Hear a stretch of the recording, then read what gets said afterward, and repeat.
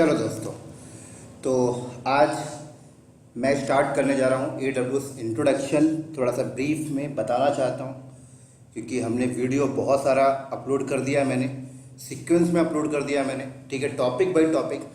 But एक candidate का मेरे पास मैसेज आया, राइट, कि सर आप एक बार इंट्रोडक्शन का भी बेटर से बेटर डाल दो, ठीक है। बाकी तो हमने डाल रखा है। उसने मुझसे कहा कि एक ब्रीफ इंट्रोडक्शन आप थोड़ा सा डाल दो तो पूरा आपका एक सिलेबस रेडी हो जाएगा, तो लोग पढ़ सकते हैं, ठीक है। तो मुझे उसकी बात एक्सेप्ट करनी पड़ी और सही उसने बोला कि एक ब्रीफ इंट्रोडक्शन मैं डाल देता हूँ तो एक सिलेबस आपका पूरा बन जाएगा, ठीक है। तो आपको फिर किसी भी इंस्टीट्यूट में जाने की ज़रूरत नहीं है दोस्तों, आप मेरे वीडियो को ही फॉलो करके पूरा सीख सकते हो। तो चलो मैं थोड़ा सा अपनी लैंग्वेज में आपको AWS की नीड समझाता, इंट्रोडक्शन समझाता हूँ। तो दोस्तों सबसे पहले ये समझते हैं कि AWS की हमें ज़रूरत क्यों पड़ रही है, क्यों ऑर्गेनाइजेशन मूव हो रही है AWS की तरफ, क्या रीजंस हैं। तो मैं आपको समझाता हूँ दोस्तों। अब हम ऐसा समझ लेते हैं कि हमारे पास AWS नहीं था कुछ साल पहले, ठीक है। तो आपकी कंपनी फिर क्या कर रही थी, आपकी कंपनी को अगर एक नया प्रोजेक्ट मिलता था तो आपकी कंपनी उस प्रोजेक्ट को लगाने के लिए डेटा सेंटर लगाती थी, ठीक है। तो डेटा सेंटर अगर वो ऑन प्रेमिसेस में लगा रहे हैं, ऑन प्रेमिसेस का मतलब अगर आप अपनी बिल्डिंग के अंदर डेटा सेंटर को लगा रहे हो दोस्तों तो उसको कहा जाता है ऑन प्रेमिसेस, ठीक है। तो कुछ साल पहले जब AWS नहीं था तो आपकी कंपनी ऑन प्रेमिसेस में डेटा सेंटर लगाती थी, ठीक है। तो जब आपकी कंपनी ऑन प्रेमिसेस में डेटा सेंटर लगाती थी तो उसको कौन कौन से रिसोर्सेज की जरूरत पड़ती थी, तो मैं आपको बताता हूं। उसको यहां पर रिसोर्सेज की जरूरत पड़ती थी दोस्तों। सबसे पहले तो उसको रेंट में एक बिल्डिंग चाहिए, ठीक है। उसके बाद उसको नेटवर्क डिवाइस चाहिए, उसके बाद नेटवर्क केबल चाहिए, उसके बाद सर्वर चाहिए उसको, ठीक है, स्टोरेज चाहिए, सॉफ्टवेयर चाहिए, हाई मैन पावर चाहिए, ठीक है, कूलिंग सिस्टम चाहिए उसको, क्लियर, यूपीएस चाहिए। तो बहुत सारे रिसोर्सेज की जरूरत पड़ती थी, राइट। ये सारे रिसोर्सेज जब उसके पास होते थे तब वो डेटा सेंटर लगा पाते थे, ठीक है। उसके बाद एक्सपर्ट बंदे की भी जरूरत होती थी कि डेटा सेंटर को सेटअप करने के लिए। उसके बाद आपको मेंटेनेंस भी चाहिए होता था, ठीक है। मेंटेनेंस भी आपको करना पड़ता था क्योंकि जो रिसोर्सेज आप लगा रहे हो उसकी एक लाइफ टाइम होती थी कि इतने साल के बाद वो रिप्लेसमेंट करना है। तो आप ऑन प्रेमिसेस में डेटा सेंटर लगाने के बाद आपको ये सारा चीज मैनुअल करना पड़ता था और मेंटेनेंस को लेकर आपको बहुत ज्यादा कॉस्ट पड़ता था दोस्तों। प्रोविजनिंग के टाइम पे आपको ये सारी चीजें पहले मार्केट से खरीदनी पड़ती थी, फिर उसके बाद आप सेटअप करते थे। उसके बाद कोई गारंटी भी नहीं है कि आपका डेटा सेंटर बनने के बाद आपका बिजनेस चले भी या ना चले, कोई गारंटी नहीं होती थी, ठीक है। तो इन सारी ड्रॉबैक, इन सारी प्रॉब्लम को खत्म करने के लिए मार्केट में क्लाउड प्रोवाइडर आए, राइट। AWS आपका एक बेस्ट क्लाउड प्रोवाइडर है। तो मार्केट में यहां पर क्लाउड प्रोवाइडर आ गए, मैं लिख देता हूं क्लाउड प्रोवाइडर, ठीक है। सबसे टॉप में आपका AWS आता है, उसके बाद आपका माइक्रोसॉफ्ट का एजोर आता है दोस्तों, उसके बाद GCP और बहुत सारे क्लाउड प्रोवाइडर मार्केट में अवेलेबल है। मैं यहां पे पूरे नहीं बता सकता, 75+ आपको क्लाउड प्रोवाइडर मार्केट में मिल जाएंगे। तो अब ये क्लाउड प्रोवाइडर कर क्या रहे हैं, ये क्लाउड प्रोवाइडर अपना डेटा सेंटर के अंदर ये सारे रिसोर्सेज को फिजिकली लगाकर रखें और उसे हमें वर्चुअली प्रोवाइड कर रहे हैं, right, as a on demand. हमें वर्चुअली सारी चीजें प्रोवाइड कर रहे हैं एज अ ऑन डिमांड, और हमसे कहते हैं कि हम आपसे प्रोविजन के पैसे नहीं मांगेंगे, हम आपसे बिल्डिंग का रेंट नहीं लेंगे, नेटवर्क डिवाइस के पैसे नहीं लेंगे, केबल के पैसे नहीं लेंगे, राइट, स्टोरेज एंड सॉफ्टवेयर के पैसे हम आपसे नहीं लेंगे, ठीक है। कूलिंग सिस्टम का पैसा हम आपसे नहीं लेंगे, इलेक्ट्रिसिटी के पैसे हम आपसे नहीं लेंगे, हम आपसे सिर्फ पैसे लेंगे, आप हमारे रिसोर्सेज को जो प्रोविजन करोगे, जो हम वर्चुअली दे रहे हैं, उसको आप जितने टाइम तक यूज करोगे उसका रेंट आप हमें दे देना बस। तो अब बात करता हूं कि यहां पर एक XYZ नाम की कंपनी है। अब XYZ कंपनी को डेटा सेंटर अगर लगाना है, ठीक है, अगर वो डेटा सेंटर ऑन प्रेमिसेस में लगाते हैं तो उनको इन सारी चीजों की जरूरत पड़ेगी जो मैंने यहां पे लिखा है। बट अगर ये डेटा सेंटर AWS बोले तो कोई भी क्लाउड प्रोवाइडर के पास जाके लगाते हैं, चाहे AWS हो, चाहे एजोर हो, चाहे GCP हो, तो दोस्तों उनको बिल्डिंग रेंट में लेने की जरूरत नहीं है, नेटवर्क डिवाइसेस खरीदने की जरूरत नहीं है, नेटवर्क केबल लेने की जरूरत नहीं है, सर्वर लेने की जरूरत नहीं है, स्टोरेज सॉफ्टवेयर लेने की जरूरत नहीं है, हाई मैन पावर भी रखने की जरूरत नहीं है, कूलिंग सिस्टम की भी जरूरत नहीं है, यूपीएस की भी जरूरत नहीं है, मेंटेनेंस की भी जरूरत नहीं है। सिर्फ उनको AWS सिस्टम, AWS इंजीनियर की जरूरत है। सिर्फ ऐसा इंजीनियर जो AWS, जिसको आइडिया हो कि AWS से रिसोर्सेज को कैसे प्रोविजन करके उसको कैसे सेटअप लगाना है, कैसे डेटा सेंटर AWS के ऊपर लगाना है, कैसे उनकी बिलिंग सिस्टम को मेंटेन कर रहा है, अपने नीड के हिसाब से कैसे रिसोर्सेज को यूज करना है। ऐसा नहीं कि आप रिसोर्सेज AWS दे रहा तो आप सारे ले लो, नहीं, पेमेंट भी तो लेगा ना। तो आपको समझना है कि आपने नीड के हिसाब से कैसे रिसोर्सेज को लेना है, रिसोर्सेज को कैसे मेंटेन करना है। क्योंकि क्लाउड प्रोवाइडर आपसे बोलते हैं हम आपको रिसोर्सेज दे रहे हैं, मैन पावर नहीं, राइट? क्या दे रहे हैं? रिसोर्सेज हम आपको दे रहे हैं, मैन पावर आपके होंगे। आपके इंजीनियर को नॉलेज होना चाहिए कि हमारे रिसोर्सेज को आप कैसे प्रोविजन करके यूज करोगे। समझ में आ गई? तो AWS क्या है? मार्केट में एक सबसे टॉप लेवल का क्लाउड प्रोवाइडर माना जाता है। थोड़ा सा आगे लेके चलता हूं, ठीक है?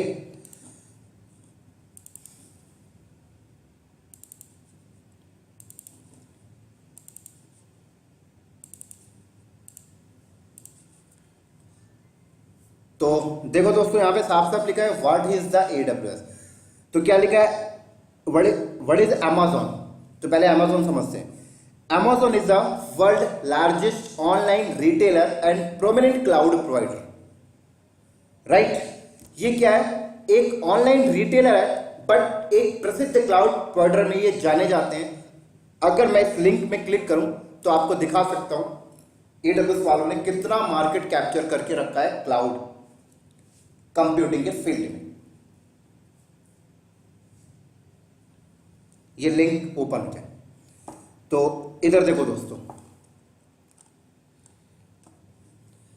कह रहे हैं world wide cloud infrastructure service market share Amazon 33% market को कैप्चर किया है, माइक्रोसॉफ्ट एजोर 13, IBM 8, गूगल 6, अलीबाबा 4 और अदर 36। ठीक है, चलो आगे चलते हैं। अब क्या कह रहा है? The company was originally book seller but has expanded to sell a wide variety of the consumer and good and digital media as well as on electronic devices like Kindle. Amazon की एक बात करें तो Amazon ने अपना career start किया था दोस्तों एक बुक को सेल करने से, बट वो लोग अपने नेटवर्क, अपने बिजनेस को बड़ा करना चाहते थे, तो धीरे धीरे उन्होंने इलेक्ट्रॉनिक डिवाइसेस को सेल करना स्टार्ट किया, लाइक Kindle जैसे ये। ठीक है, Kindle को सेल किया उन्होंने, PDF बुक को पढ़ने के लिए यूज किया जाता है। उसके बाद क्या लिखा है? Amazon web service AWS is a comprehensive evolving cloud computing platform, the first AWS offering were the launch in 2006 to provide online service for website, client side application, Amazon Elastic Cloud Compute EC2, Simple Storage Service S3 are the backbone of the company large growing collection of the web service। तो Amazon 2006 से market में आया है और यहाँ पर कुछ services मैंने अभी बोले वो उन्होंने स्टार्टिंग किया था। ठीक है, थोड़ा आगे चलते हैं। AWS web service is a secure cloud service platform है। अब देखते हैं प्री रिक्विजिट। इस कोर्स को, AWS कोर्स को स्टार्ट करने के लिए दोस्तों प्री रिक्विजिट क्या होना चाहिए, पहले उसके बारे में देख लेते हैं। तो दोस्तों यहाँ पर AWS फंडामेंटल आपका क्लियर होना चाहिए। पहले फंडामेंटल मतलब जो मैंने स्टार्टिंग में बताया कि आपको पता होना चाहिए AWS के आने से मार्केट में क्या बेनिफिट होता है। ठीक है, उसके बाद Microsoft and Linux operating system essential, आपको आइडिया होना चाहिए कि माइक्रोसॉफ्ट का ओएस कैसे यूज किया जाता है और लिनक्स का ओएस कैसे यूज किया जाता है। ये कोर्स उन बंदों के लिए नहीं है जिनको ऑपरेटिंग सिस्टम चलाना नहीं आता, ठीक है। तो जिनको अगर ऑपरेटिंग सिस्टम चलाना अभी नहीं आता, ऑपरेटिंग सिस्टम का आइडिया नहीं है, विंडोज ओएस का आइडिया नहीं है, लिनक्स ओएस का आइडिया नहीं है, तो दोस्तों पहले आप उसकी ट्रेनिंग ले लो, ठीक है। दूसरा, networking essential, IP address, subnet and load balancer etcetera. जो बंदा एडब्ल्यूएस पढ़ने जा रहा है एटलीस्ट उसको नेटवर्किंग फील्ड का थोड़ा बेसिक नॉलेज होना चाहिए। मैं एक्सपर्ट की बात नहीं कर रहा हूं। आईपी एड्रेस का बेसिक नॉलेज होना चाहिए, मैं एक्सपर्ट की बात नहीं कर रहा हूं। सबनेट का बेसिक नॉलेज होना चाहिए, मैं यहां पर भी एक्सपर्ट की बात नहीं कर रहा हूं। लोड बैलेंसर का भी नॉलेज होना चाहिए, एटलीस्ट उसको पता होना चाहिए एक आईटी इंडस्ट्रीज में लोड बैलेंसर का क्या रोल है, राइट। तो ये बेसिक चीजें उसे क्लियर होनी चाहिए। मैं ये नहीं कह रहा कि आप उस पर काम कर रहे हो, आपको एटलीस्ट पता होना चाहिए इसका जॉब क्या है, लोड बैलेंसर का क्या जॉब है, डीएनएस का क्या जॉब है, डीएचसीपी का क्या जॉब है। क्लियर? चलो, ऐसे ही स्टोरेज फंडामेंटल, आपको स्टोरेज फंडामेंटल का आइडिया होना चाहिए। नेटवर्क स्टोरेज क्या होता है, लोकल स्टोरेज क्या होता है, सैन स्टोरेज क्या होता है, नैश स्टोरेज क्या होता है, स्टोरेज के बारे में आपको बेसिक आइडिया होना चाहिए, ठीक है। चलो, दूसरा, update with AWS new feature. AWS क्या करता है, यहां पे लिखा हुआ है AWS release 7 to 10 new features every week. AWS हर वीक 7 से 10 नए फीचर लॉन्च कर देता है मार्केट में। दोस्तों, ये चीजें आपको कहां से पता लगेगी, इस लिंक में पता लगेगी। अगर आप इस लिंक पे जाते हो,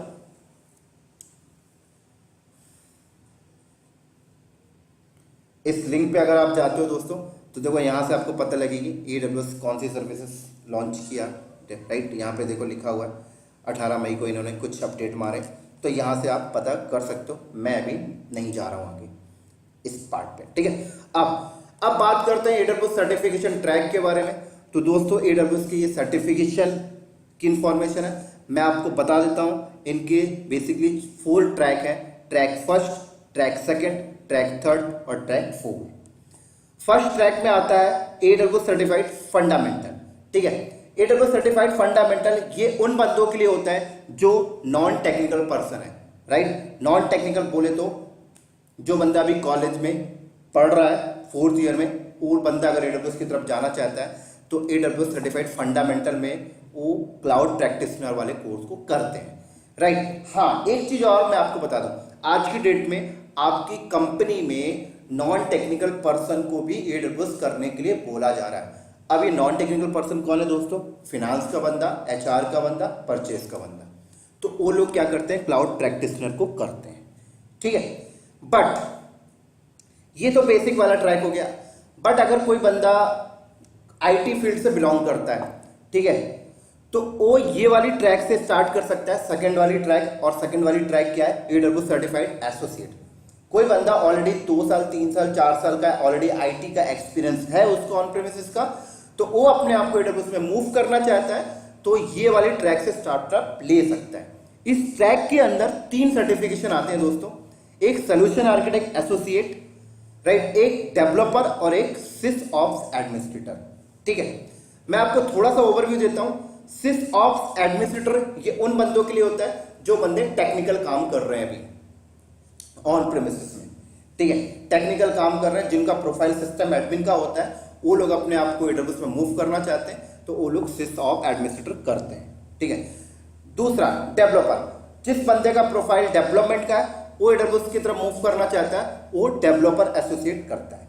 तीसरा, सोल्यूशन आर्किटेक्ट एसोसिएट, ये किसके लिए, जो बंदा ऑन प्रेमिसेस में टीम लीडिंग का काम कर रहा है, टीम लीड कर रहा है, राइट, वो क्या करता है, सोल्यूशन आर्किटेक्ट एसोसिएट को करता है, ठीक है। क्योंकि अब उसको टीम लीड एडब्ल्यूएस पे जाके करनी है, तो वहां पर उसको एक बेस्ट सोल्यूशन देना आना चाहिए। तो ये हमारा सेकंड नंबर का ट्रैक था, एसोसिएट। अब कहते हैं कि इस ट्रैक वाला बंदा अपने आप को अपग्रेड करना चाहता है, तो वो बंदा थर्ड वाले ट्रैक की तरफ आ सकता है। थर्ड वाला ट्रैक यहां पर क्या है, एडब्ल्यूएस सर्टिफाइड प्रोफेशनल। इस ट्रैक में 2 सर्टिफिकेशन है दोस्तों, एक डेवऑप्स इंजीनियर और एक solution architect professional. DevOps engineer किसके लिए है, जो बंदा सोल्यूशन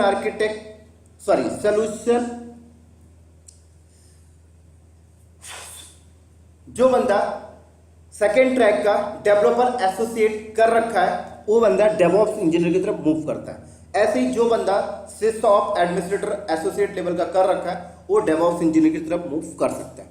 सोल्यूशन आर्किटेक्ट का बंदा डेवऑप्स इंजीनियर की तरफ नहीं जाता है, वो अपना next level solution architect professional करता है। ठीक है, चलो अब देखो लास्ट ट्रैक यहां पर क्या है, AWS सर्टिफाइड स्पेशलिटी। स्पेशलिटी बोले तो बंदा किसी फील्ड में एक्सपर्ट होना चाहता है, like advance networking.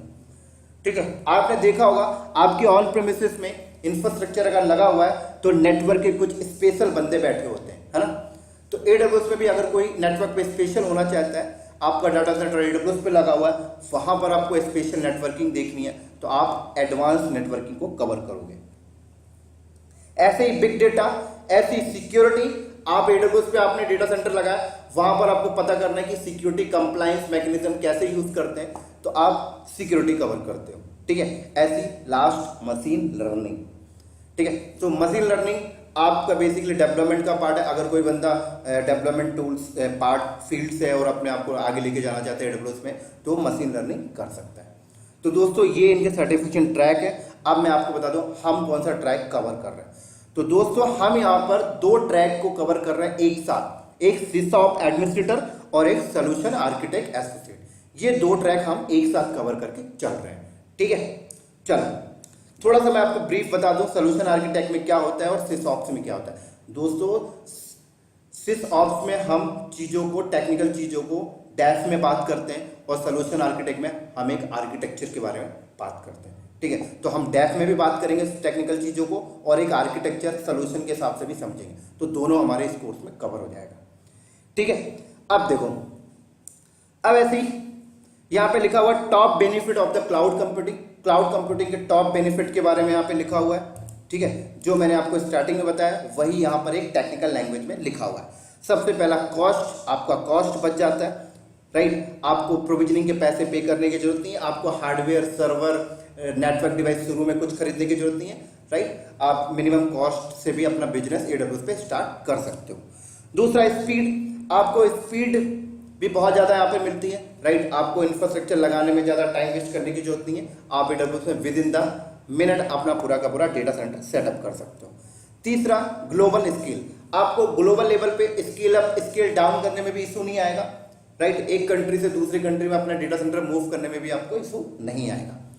Productivity, right, productivity based company को बहुत ज़्यादा प्रॉफिट होने लग गया है AWS के आने से, क्योंकि वो लोग अपने प्रोडक्ट की तरफ, उनका प्रोडक्ट की तरफ वो फोकस करते हैं, ना ही IT इंफ्रास्ट्रक्चर की तरफ फोकस करते हैं। ठीक है, तो बहुत ज़्यादा बेनिफिट है जो प्रोडक्ट बेस्ड कंपनी है, लाइक टाटा मोटर्स।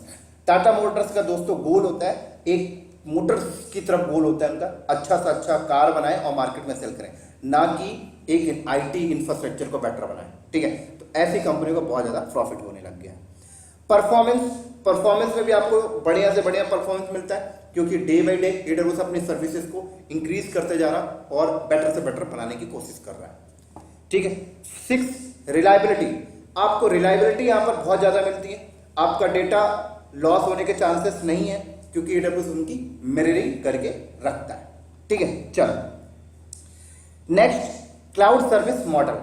तो कितनी टाइप के क्लाउड सर्विस मॉडल्स होते हैं वो हम देखते हैं। तो दोस्तों 3 टाइप के क्लाउड सर्विस मॉडल है, एक IaaS, एक PaaS और एक SaaS। IaaS का मतलब क्या हुआ दोस्तों, इंफ्रास्ट्रक्चर एज अ सर्विस।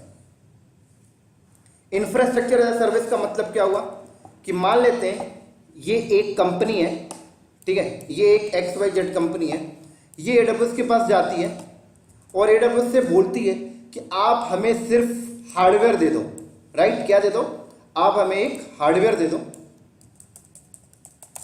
ठीक है, हमें हार्डवेयर के अलावा और कुछ नहीं चाहिए, हमारे पास अपना VMware खुद का लाइसेंस है, OS हमारे पास खुद का है और एप्लीकेशन हमारे पास खुद का है। तो XYZ कंपनी AWS से हार्डवेयर ले ली, अपना VMware डाल दिया, OS डाल दिया, एप्लीकेशन डाल दिया, राइट। तो यहां पर XYZ कंपनी ने AWS से IaaS की सर्विस ली है, इंफ्रास्ट्रक्चर एज अ सर्विस। ठीक है, ऐसी बात करते हैं PaaS के बारे में। PaaS बोले तो प्लेटफॉर्म एज अ सर्विस। अब PaaS का मतलब डायग्राम के अकॉर्डिंग समझते हैं। XYZ कंपनी AWS से क्या बोलती है कि आप हार्डवेयर के साथ हमें VMware भी दे दो और उसके बाद OS भी आप डाल के दे दो, ठीक है, हम सिर्फ अपना एप्लीकेशन वहां पे इंस्टॉल करके यूज करेंगे। तो इसको कहा जाता है PaaS, platform as a service. XYZ company ने AWS से एक ऐसा एनवायरनमेंट लिया है, प्लेटफॉर्म रेडी, ठीक है। ऐसे नेक्स्ट SaaS बोले तो सॉफ्टवेयर एज अ सर्विस। अब सॉफ्टवेयर एज अ सर्विस का मतलब क्या हुआ? XYZ नाम की कंपनी क्या बोलती है AWS से कि आप हमें हार्डवेयर भी दो, ठीक है, VMware भी आप डालोगे, OS भी आप डालोगे और हमारी ये पर्टिकुलर एप्लीकेशन भी आपके ही इंस्टॉल करोगे, हम सिर्फ एक यूजर की तरह यूज करेंगे, राइट। तो इसका एग्जांपल मैं बताऊं, जीमेल हो गया, फेसबुक हो गया, राइट, ये सारी चीजें क्या है आपका SaaS का एग्जांपल है, ठीक है। थोड़ा सा और ब्रीफ में अगर इसको समझना है तो ये देखो, types of cloud service, IaaS, PaaS और SaaS। तो दोस्तों यहां पर देखो, आप अपनी एप्लीकेशन को चलाने के लिए डेटा सेंटर लगाते हो, राइट। तो यहां पर अगर मैं ऑन प्रेमिसेस में अपनी एप्लीकेशन चलाने जाता हूं तो दोस्तों मुझे यहां से स्टार्टअप लेना पड़ता है। मुझे नेटवर्किंग खुद करनी पड़ेगी, स्टोरेज खुद करना पड़ेगा, सर्वर खुद करना पड़ेगा, वर्चुअलाइजेशन भी खुद ही करूंगा, OS भी खुद ही करूंगा, मिडिलवेयर भी खुद इंस्टॉल करूंगा, रन टाइम भी खुद करूंगा, डेटा भी खुद मैनेजमेंट करूंगा, देन मेरी एप्लीकेशन चलती है। अगर आप ऑन प्रेमिस में अपनी एप्लीकेशन रन करने के बारे में सोचते हो तो आपको ये सारी चीजें करनी पड़ेंगी। बट अगर आप अपनी एप्लीकेशन को AWS में जाकर इंफ्रास्ट्रक्चर या सर्विस को यूज करके चलाना चाहते हो तो आपको नेटवर्किंग नहीं करना, स्टोरेज नहीं करना, सर्वर नहीं करना, वर्चुअलाइजेशन भी नहीं करना, AWS ये खुद कर रहा है। क्लियर? आपको ये सारी चीजें करनी है। और अगर आप PaaS की तरफ जाते हो तो आपको ये इतना नहीं करना, आपको दो चीज करना है, एप्लीकेशन और डेटा मैनेजमेंट। और अगर आप SaaS की तरफ जाते हो तो आपको कुछ भी नहीं करना, सिर्फ आपको यूज करना है। क्लियर? आगे चल के और इसके प्रैक्टिकल आएंगे तो आपको समझ में आएगा। Next, types of cloud deployment. तो दोस्तों ये बहुत ज्यादा इंपॉर्टेंट पार्ट है, कितने टाइप्स के क्लाउड डिप्लॉयमेंट होते हैं उनके बारे में बात कर रहे हैं। तो 3 टाइप के क्लाउड डिप्लॉयमेंट होते हैं, एक पब्लिक क्लाउड, एक प्राइवेट क्लाउड और एक हाइब्रिड क्लाउड, ठीक है। एक एक करके समझते हैं।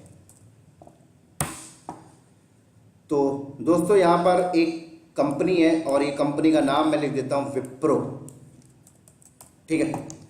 अब हुआ क्या, ये विप्रो नाम की कंपनी, चलो मान लेते हैं इंटरनेट से कनेक्टेड है, ठीक है, इंटरनेट से कनेक्टेड है और यहां बैठे हुए हैं क्लाउड प्रोवाइडर। क्लाउड प्रोवाइडर बोले तो AWS बैठा हुआ है, दूसरा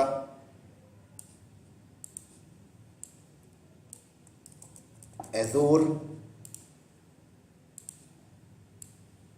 तीसरा क्लाउड प्रोवाइडर GCP। बहुत ध्यान से समझना इस चीज को। और ये सब कनेक्टेड है इंटरनेट से। क्लियर? अब क्या हुआ देखो, विप्रो कंपनी को USA में क्लाइंट बैठा हुआ है, वहां से एक प्रोजेक्ट मिल गया और प्रोजेक्ट में ये था, USA का एक क्लाइंट है, वो विप्रो को कहता है कि हमारा एक एप्लीकेशन है, राइट, वो आपको रन करके देना है, मतलब चला कर देना है, ठीक है। उसने बता दिया कि आपको ऐसा इंटरनेट से एक्सेस जब कोई कस्टमर करेगा तो इस URL पे करेगा, usacompany.com, ठीक है। आपको ये वेबसाइट चलानी है 24/7, विप्रो को बोला गया, ठीक है। XYZ US की कंपनी ने कुछ टर्म्स कंडीशन विप्रो को बताया, राइट, कि जब भी हमारे कस्टमर इस लिंक URL की तरफ आएंगे तो उनको लेटेंसी लो होना चाहिए, राइट, कस्टमर का आने वाला डेटा हैक नहीं होना चाहिए, ठीक है, कस्टमर को डाउन टाइम नहीं होना चाहिए। ऐसे टर्म्स कंडीशन विप्रो को बोल दिया गया, राइट। अगर आप एग्री हो, ये सारा फॉलो कर सकते हो तो आपको कॉन्ट्रैक्ट दिया जाएगा और कॉन्ट्रैक्ट में 10 करोड़ रुपए आपको पर ईयर पे करेंगे, ऐसा US बेस्ड कंपनी ने बोला। US बेस्ड कंपनी बोलती है हम नहीं जानते इसके लिए आप क्या करोगे, डेटा सेंटर कहां लगाओगे, कैसे करोगे, हमें ये चीज नहीं मालूम, हमें सिर्फ शर्त इतनी है कि 24/7 हमारी ये यूआरएल एप्लीकेशन चलनी चाहिए, आपको इतना पे करेंगे। क्लियर? अब देखो, अब विप्रो ने कॉन्ट्रैक्ट को साइन कर देता है, तो अब क्या होता है, अब विप्रो क्या करेगा, उसके लिए हार्डवेयर सेटअप लगाएगा, डेटा सेंटर लगाएगा। ठीक है, अगर विप्रो उस क्लाइंट के लिए डेटा सेंटर अपनी बिल्डिंग के अंदर लगाता है या फिर क्लाइंट की बिल्डिंग के अंदर लगाता है, ठीक है, तो विप्रो को क्या क्या करना पड़ेगा मैं आपको बताता हूं। विप्रो क्या करेगा, हार्डवेयर खरीदेगा, रैक खरीदेगा, स्विच खरीदेगा, राउटर खरीदेगा, एक्सपर्ट बंदे हायर करेगा सब कुछ करने के लिए। ठीक है, इन हार्डवेयर के ऊपर ओपन स्टैक डालेगा या VMware डालेगा वर्चुअलाइजेशन के लिए, और फिर उसके बाद सब कुछ रेडी करने के बाद 2, 4, 6 महीने में जाकर वो डेटा सेंटर खड़ा कर दिया। फिर क्लाइंट को बोलता है अब हम आपका लिए सेटअप रेडी कर दिए, स्टार्ट हो गया, राइट। लेकिन विप्रो ने इन काम को करने के लिए अभी अपने पैसे वेस्ट करके सारे रिसोर्सेस उसने मार्केट से खरीदे होंगे। ठीक है, और मान लेते हैं विप्रो इन सारे रिसोर्सेस को खरीदने के लिए उसने 2 करोड़ रुपए इन्वेस्ट कर दिए, मान लेते हैं 2 करोड़ रुपए। क्लियर? 2 करोड़ रुपए विप्रो ने फर्स्ट ईयर क्लाइंट के डेटा सेंटर में लगा दिया, राइट, और क्लाइंट क्या करता है, उनको 10 करोड़ रुपए देता है, तो विप्रो को फर्स्ट ईयर 8 करोड़ रुपए का ही प्रॉफिट हुआ।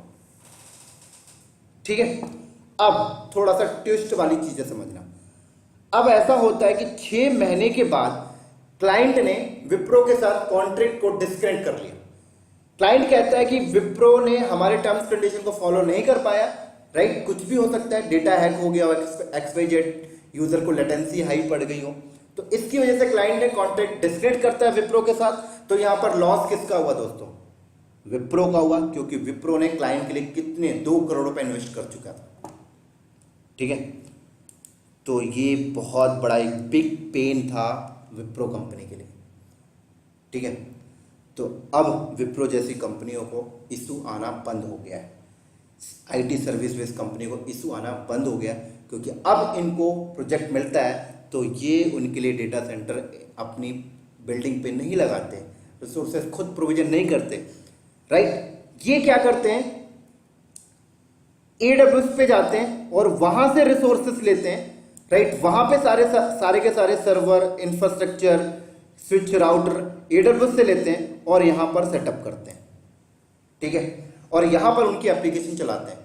तो AWS कहता है हम आपके प्रोविजनिंग के पैसे नहीं मांगते, जितने आवर्स आप चलाओगे उतने आवर्स के आप पैसे दे देना। तो अगर 6 महीने के बाद क्लाइंट कॉन्ट्रैक्ट को डिस्कनेक्ट भी कर लेना, विप्रो का कुछ नहीं जाता। ठीक है, विप्रो का यहाँ पर कुछ भी नहीं जाता, क्योंकि विप्रो क्या करेगा, 6 महीने के बाद AWS से भी सर्विसेज को डिलीट कर देगा। ठीक है, 6 महीने का जो भी पेमेंट बना था क्लाइंट ने तो दिया ही होगा। क्लियर?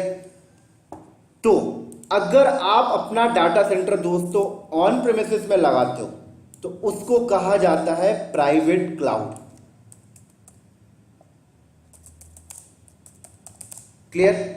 प्राइवेट क्लाउड कहा जाता है। और अगर आप अपना डेटा सेंटर AWS पे लगाते हो तो उसको कहा जाता है sir public cloud deployment, right. क्या कहा जाता है? Public cloud deployment. अगर आप ऑन प्रीमिसेस में लगाते हो तो प्राइवेट क्लाउड डिप्लॉयमेंट बोला जाता है, और अगर आप क्लाउड प्रोवाइडर के घर पे लगाते हो तो पब्लिक क्लाउड।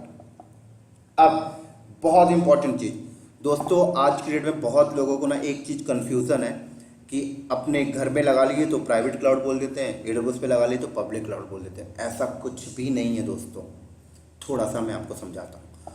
अगर मैं क्लाउड की डेफिनेशन बताऊँ तो किसी भी कंप्यूटर को रिमोटली एक्सेस कर लेते हैं ना, उसको कहा जाता है क्लाउड।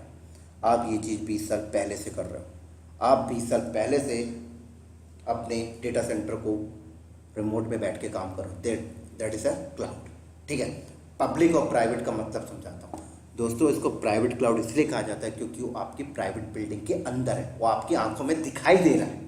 ठीक है, पब्लिक क्लाउड इसको इसलिए बोला जाता है क्योंकि वो आपके घर पे नहीं है, किसी दूसरे के घर पे लगा हुआ है, इसलिए इसको कहा जाता है पब्लिक क्लाउड डिप्लॉयमेंट। समझ में आ गई मेरी बात यहाँ पर? ठीक है, अब तीसरा बात करते हैं हाइब्रिड क्लाउड डिप्लॉयमेंट के बारे में। क्या होता है? अब ये US बेस्ड की कंपनी जो थी, ये विप्रो को कहती है कि आप हमारे 50 सर्वर हमारे पास ऐसे हैं जो हमारे डेटाबेस वाले हैं, और 50 सर्वर आप ऑन प्रेमिसेस में लगाना, और हमारे पास 450 ऐसे सर्वर हैं, राइट, जो आप कहीं पे भी लगा सकते हो। तो अब विप्रो कंपनी के पास एक बिग चैलेंजेस आ गया, राइट, क्या करें। तो विप्रो कंपनी क्या करती है, 50 सर्वर के लिए ऑन प्रेमिसेस में डेटा सेंटर लगाती है, राइट, जो यहाँ पर डाटाबेस है, और 450 सर्वर के लिए एडब्ल्यूएस पे लगाती है। लाइक वेब, आपके वेब एडब्ल्यूएस पे रखे हुए, डाटाबेस यहाँ रखे हुए, ठीक है। अब क्वेश्चन एक यहाँ पे निकल के आता है, कस्टमर पहले वेब पे आएंगे, राइट। अब वेब पे आने के बाद जब वो डेटाबेस ढूंढेंगे तो डेटाबेस तो ऑन प्रेमिसेस में रखा हुआ है, तो डेटाबेस की कनेक्टिविटी कैसे बनाएं। तो क्लाउड प्रोवाइडर आपको सर्विसेज देते हैं, आप ये कनेक्टिविटी बना सकते हो with the help of VPN. ये सर्विस आपको कौन देते हैं दोस्तों, क्लाउड प्रोवाइडर आपको प्रोवाइड करते हैं कि आप with the help of VPN, ठीक है, आप वीपीएन के थ्रू ये कनेक्टिविटी बना सकते हो। क्लियर? हाँ, वीपीएन के थ्रू आप बनाते हो तो बीच में आपका इंटरनेट आता है यहाँ पर, ठीक है। बट कुछ कंपनियां ऐसी होती हैं जो बैंकिंग सेक्टर की हो गई, डिफेंस की हो गई, टेलीकॉम की हो गई, वो कहते हैं हम वीपीएन सर्विस को यूज करके अपना ऑन प्रेमिसेस को एडब्ल्यूएस से कनेक्ट नहीं करेंगे क्योंकि बीच में इंटरनेट आ गया, अगर कोई हैक कर लिया यहाँ से तो अब क्या होगा। तो एक ये क्लाउड प्रोवाइडर ने इसका भी सोल्यूशन दिया। इसका सोल्यूशन ये है कि क्लाउड प्रोवाइडर आपसे बोलते हैं कि आपको टेंशन लेने की जरूरत नहीं है, हम आपको एक डीसी की सर्विस प्रोवाइड करते हैं। डीसी बोले तो डायरेक्ट कनेक्शन। क्या दोस्तों, मैं यहां पे लिख देता हूं, डीसी बोले तो डायरेक्ट कनेक्शन, ठीक है। ये डायरेक्ट कनेक्शन की सर्विस आपको देते हैं फाइबर। एडब्ल्यूएस आपसे बोलते हैं कि आप अपना ऑन प्रेमिसेस का एरिया बताओ, हम फाइबर केबल डाल देंगे 1 to 1, बीच में इंटरनेट नहीं आएगा, और उसके थ्रू ऑन प्रेमिसेस को एडब्ल्यूएस से कनेक्ट कर लिया जाएगा, ठीक है। तब जाकर टेलीकॉम, डिफेंस और बैंकिंग जैसी सेक्टर कंपनी एग्री होती है एडब्ल्यूएस के साथ काम करने के लिए, ठीक है। और अगर आप डीसी सर्विस को यूज करते हो तो दोस्तों आपको यहाँ पर स्पीड 10 Gbps तक मिलेगी। कितनी मिल सकती है, अप टू 10 Gbps तक की आपको स्पीड मिलेगी, राइट। और ये कनेक्शन आप रिलायंस जियो से भी करवा सकते हो, एयरटेल से भी करा सकते हो, वोडाफोन से। ये सारे के सारे एडब्ल्यूएस के क्या है, पार्टनर्स हैं, ठीक है। अब यहां पर देखा जाए पिक्चर में तो आपका डाटा सेंटर कुछ प्राइवेट पे है, कुछ पब्लिक पे है, दोनों को मिलकर आपका सेटअप बना हुआ है। तो इसको कहा जाता है दोस्तों hybrid cloud deployment. Hybrid cloud deployment इसी को कहा जाता है। तो आई थिंक आपको ये चीजें समझ में आ गई होंगी। चलो आगे बढ़ता हूं, ठीक है। ये वही सारी चीजें लिखी हुई है, देखो, प्राइवेट क्लाउड, पब्लिक क्लाउड और हाइब्रिड क्लाउड। अब बात करता हूं data centre in a container concept. तो दोस्तों ये बहुत इंपॉर्टेंट पार्ट है, ये data centre in a container concept. इसको समझाता हूं, थोड़ा इंटरनेट पे लेके चलता हूं आपको। तो AWS data centre container, clear. देखो दोस्तों, जब आपकी कंपनी में डेटा सेंटर अगर बनते हैं तो आप लोग क्या यूज करते हो, आपके डेटा सेंटर के अंदर ये रैक्स होते हैं, ठीक है, बिल्डिंग के अंदर रैक्स होते हैं। बट AWS ने थोड़ा सा अलग मैकेनिज्म यूज किया है। उन्होंने ये रैक्स यूज नहीं किए, उन्होंने ये कंटेनर को यूज किया है, ठीक है। इन कंटेनर के अंदर रैक उन्होंने रखा है और रैक के अंदर सर्वर। तो ये लोग क्या करते हैं कि ये कंटेनर को यूएस में डिजाइन करते हैं। कंटेनर के अंदर क्या होता है, रैक्स होते हैं, रैक के अंदर सर्वर होता है, राइट। और ये रैक सर्वर कंटेनर के अंदर होते हैं, पूरा बाइंड होता है और यूएस से शिप के थ्रू कंटेनर को लाया जाता है, राइट। और लोकेशन में रखकर इंस्टॉलमेंट कर दिया जाता है। मल्टीपल कंटेनर रखकर उसको एक दूसरे कंटेनर से कनेक्ट करके उनका डेटा सेंटर खड़ा हो जाता है, राइट। ऐसा इन्होंने इसीलिए किया क्योंकि इनको अपना डेटा सेंटर मूव करने में इशू ना हो, ठीक है। ये कंटेनर आपको एक बिल्डिंग के बराबर है, आपको पिक्चर में छोटा नजर आ रहा है, मैं आपको दिखाता हूं। ये लोग, ये देखो, कंटेनर के अंदर भी ये लोग चले जाते हैं। उसी के बाद आपको थोड़ा सा लेके जाऊं यहां पर, तो देखो ये लोग शिप के थ्रू कंटेनर, पूरा का पूरा शिप के थ्रू कंटेनर लेके आते हैं, ठीक है। ये देखो इस तरीके से,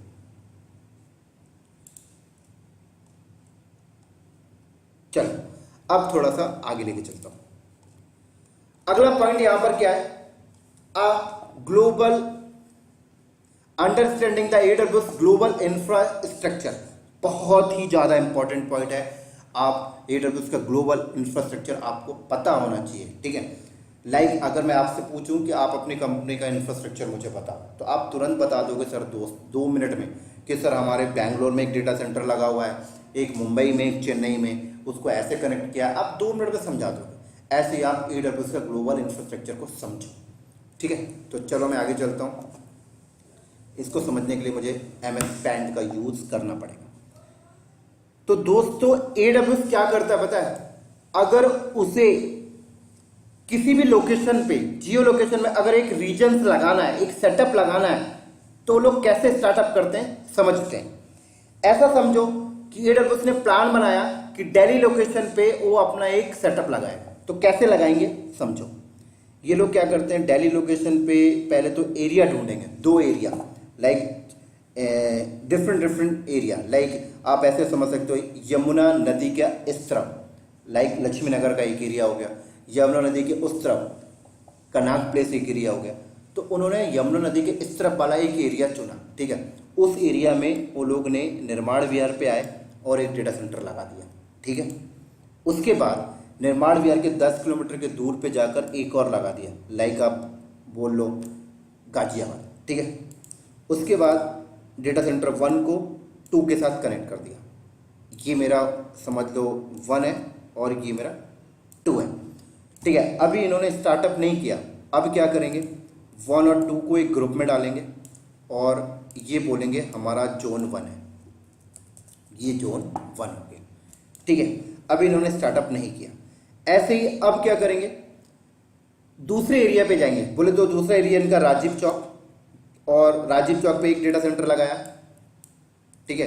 उसके बाद राजीव चौक के 10 किलोमीटर दूर इन्होंने थोड़ा और आगे चले गए, फरीदाबाद, ठीक है, ऐसे समझ लो। और यहाँ पर एक दूसरा लगा दिया, क्या लगा दिया, दूसरा डेटा सेंटर लगा दिया। उसके बाद इस 1 डेटा सेंटर को इसके साथ कनेक्ट किया, इसको भी इन्होंने एक ग्रुप में डाला और उन्होंने बोला ये हमारा जोन 2 है, ठीक है। उसके बाद इन्होंने जोन 1 को 2 के साथ कनेक्ट किया। अभी भी इनका सेटअप स्टार्ट नहीं हुआ। अब ये क्या करेंगे, दोनों जोन को एक ग्रुप में डालेंगे, ठीक है। उसके बाद ये बोलते हैं ये AWS का रीजन 1 है जो इंडिया के अंदर दिल्ली लोकेशन पे सेटअप है, ठीक है। तो इस तरीके से इनके पास टोटल 16 रीजन्स आज की डेट में अवेलेबल है। कितने, 16 रीजन्स अभी अवेलेबल है। अब दोस्तों उन्होंने ऐसी प्लानिंग क्यों की मैं आपको बताता हूं। जब आप AWS पे जाकर कोई सर्विसेज सेलेक्ट करोगे ना, तो AWS आपसे बोलता है कि आप अपने नियरेस्ट एरिया पे जाकर लॉन्च करो, आप फायदे में रहोगे क्योंकि आपको लेटेंसी लो पड़ेगी। तो अगर मैं आज लक्ष्मी नगर में बैठा हूं तो मेरा नियरेस्ट एरिया क्या है, दिल्ली पड़ेगा, राइट, ठीक है। मुंबई नहीं पड़ेगा, मुंबई वाला दूर पड़ेगा मुझे। तो उसके बाद जैसे आपने दिल्ली लोकेशन सेलेक्ट करोगे ना, उसके बाद आपसे बोलेगा कि दिल्ली लोकेशन के अंदर 2 जोन है, जोन 1 और जोन 2। आपसे पूछेगा जोन 1 पे लॉन्च करना है या जोन 2 पे। क्लियर, चलो। तो आप कोई भी सर्विस लॉन्च करने जाओगे ना, तो आपने जैसे दिल्ली रीजन सेलेक्ट किया तो आपसे बोलेगा जोन 1 में करना है, जोन 2 में। आपने जोन 1 सेलेक्ट किया तो वो सर्विस जोन 1 के किसी भी डेटा सेंटर में चला जाएगा। अब डेटा सेंटर का सिलेक्शन आपको नहीं मिलता, ठीक है, राइट्स नहीं देते। तो उन्होंने क्या किया, ऐसे प्लानिंग डिजाइनिंग इसलिए किया है कि मान लो अगर जोन 1 के 1 नंबर डेटा सेंटर में आपकी सर्विस चल रही है और कल को अगर 1 नंबर का डेटा सेंटर में नेचुरल डिजास्टर आ जाता है तो वो आपको ना 2 नंबर के डेटा सेंटर से डेटा प्रोवाइड कर देंगे, ठीक है। ये प्लानिंग है उनकी। और अगर कोई कहता है कि जोन 1 के दोनों डेटा सेंटर चले गए तो फिर क्या होगा, तो वो आपको जोन 2 से प्रोवाइड कर देंगे, ठीक है। और अगर कोई बोलता है जोन 1 और जोन 2 दोनों चले गए, पूरा रीजन चला गया, तो भी आपको टेंशन लेने की जरूरत नहीं है। AWS का एक सेंट्रलाइज रीजन US के अंदर बना हुआ है, ठीक है। उस रीजन, हर एक रीजन की रेप्लिकेशन वो इसके साथ करते हैं, यूएस के सेंट्रलाइज। तो अगर रीजन भी करप्ट हो जाता है, टेंशन लेने की ज़रूरत नहीं है, आपको यूएस का सेंट्रलाइज रीजन से डेटा मिल जाएगा। हाँ, अगर पूरा कंट्री खत्म हो गया तो कोई चांसेस नहीं है, फिर तो कोई बचेगा ही नहीं।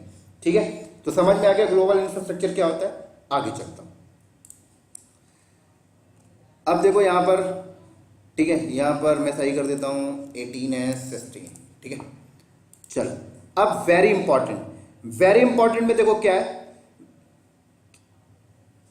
AWS की जो सर्विसेज है ना दोस्तों, वो सारे रीजन में ना इक्वली नहीं है। कुछ रीजन में आपको मिलेगी, कुछ रीजन में आपको नहीं मिलेंगी। क्योंकि भाई देखो ऐसा है कि कोई कंट्री में अगर नया रीजन लगा है तो वहां पर सारी सर्विसेज एक बार में तो नहीं दे देंगे वो, है ना, टाइम लगेगा। तो ये चीज आपको पता कैसे लगेगी कि हमारे लिए बेस्ट रीजन क्या है दोस्तों, आपको यहां से जाके पता लगेगी। इस लिंक पे जाके आप देख सकते हो।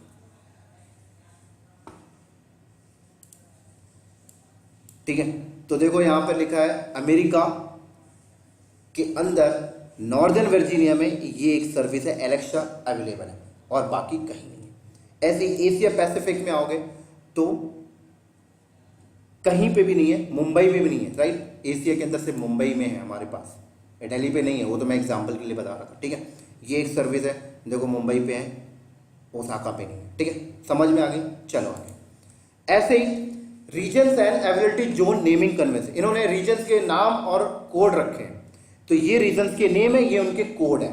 अब इंटरव्यू में पूछते हैं कि नेम और कोड की जरूरत कब पड़ती है। तो दोस्तों नेम की जरूरत आपको तब पड़ती है जब AWS को आप वेब कंसोल से मैनेज करते हो।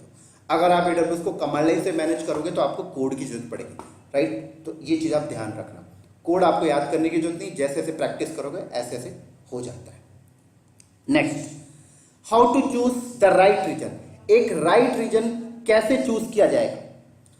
तो एक राइट रीजन चूज करने के लिए 5 फैक्टर है यहां पर। एक factor number first, pricing. AWS की सर्विसेज की प्राइसिंग भी रीजन टू रीजन वेरी करती है। ठीक है, आप अगर सस्ती प्राइस की सर्विस चाहते हो तो आप पहले जाके वेरीफाई कर लो, चेक कर लो कौन से रीजन में प्राइसिंग कम है। दूसरा, यूजर कस्टमर लोकेशन। कस्टमर के लोकेशन को देखकर हम एक रीजन का सिलेक्शन करेंगे। हमारे कस्टमर के लिए जो रीजन पास पड़ेगा वहां पर हम डेटा सेंटर लगाएंगे। ऐसी third, latency. Fourth, security and compliance requirement. And fifth, serviceability. तो कोई भी इंटरव्यू में अगर आपसे पूछे how to choose right region, तो ये 5 फैक्टर आप बता सकते हो। Next, how to sign up account. तो दोस्तों बहुत इंपॉर्टेंट पार्ट है AWS के ऊपर, हम अकाउंट को कैसे साइन अप करेंगे उसके बारे में डिस्कस कर रहे हैं। ठीक है, तो अकाउंट को साइन अप करना नेक्स्ट लेक्चर में बताऊंगा मैं। अभी मैं इंट्रोडक्शन था यहीं पे ओवर करता हूं। नेक्स्ट लेक्चर में बताऊंगा AWS पे अकाउंट कैसे साइन अप करते हैं। ठीक है, अगर आपको मेरा वीडियो अच्छा लगा हो तो आप लाइक करो, सब्सक्राइब करो, अपने दोस्तों को शेयर करो। चलो दोस्तों, बाय बाय।